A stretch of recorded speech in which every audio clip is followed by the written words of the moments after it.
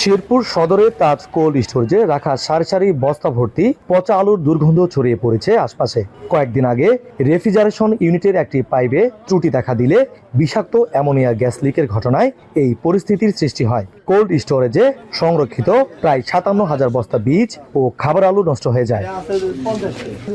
জেলায় সরকারি দুটি হিমাগারে প্রায় ৩,০০০ টন আলু রাখা যায়। এই জন্য কৃষকদের ভরসা একমাত্র বেসরকারি তাজ কোল্ড স্টোরেজ, যার ধারণ ক্ষমতা প্রায় ১০,০০০ মেট্রিক টন।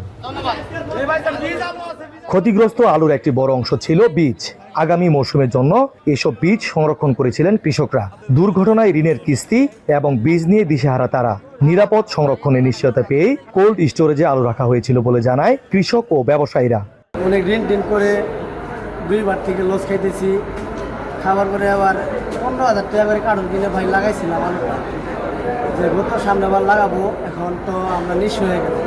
যদিও কৃষক যে পরিমাণে মালিক পক্ষে থেকে টাকা দিতেছে, এই পরিমাণ দ্বিগুণ দিলেও কৃষকের লস।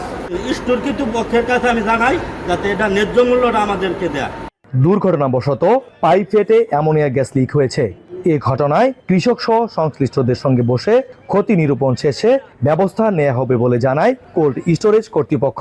প্রশাসনের সহযোগিতায় ক্ষতিগ্রস্ত কৃষকদের সাথে একটা সমন্বয়ের আলোচনা চলছে। অতি শীঘ্রই এদের একটা সমাধানের পথ খুঁজে পাবো বলে আমরা আশা করছি। এদিকে জনস্বাস্থ্যের ঝুঁকির শঙ্কায় আলুর নমুনা পরীক্ষাগারে পাঠিয়েছে নিরাপদ খাদ্য কর্তৃপক্ষ। কোল্ড স্টোরেজ পরিদর্শন করেছে উপজেলা প্রশাসন, আর তদন্ত করে প্রয়োজনীয় ব্যবস্থা নেওয়ার আশ্বাস এই কর্মকর্তার। জেলা প্রশাসক স্যার, ওইখানকার বিসিকের কর্মকর্তা সহ নিরাপদ খাদ্য অফিসার সহ সবাই বিষয়টি দেখছেন এবং মালিক পক্ষের সাথে কথা বলে ক্ষতিগ্রস্ত কৃষকদেরকে ক্ষতিপূরণ দেওয়ার বিষয়টি এখন আলোচনা চলছে। ক্ষয়ক্ষতির প্রকৃত পরিমাণ নিরূপণ এবং নীতিমালা মেনে কৃষি বিভাগের প্রয়োজনীয় সহায়তা প্রদান সহ ভবিষ্যতে নিরাপত্তা ব্যবস্থা আরও জোরদারের বিষয়ে কর্তৃপক্ষের সঙ্গে আলোচনা করা হবে বলে জানান এই কর্মকর্তা। আমরা ক্ষতিগ্রস্ত পরিদর্শন করছি এবং কৃষকের সাথে আমরা কথা বলেছি।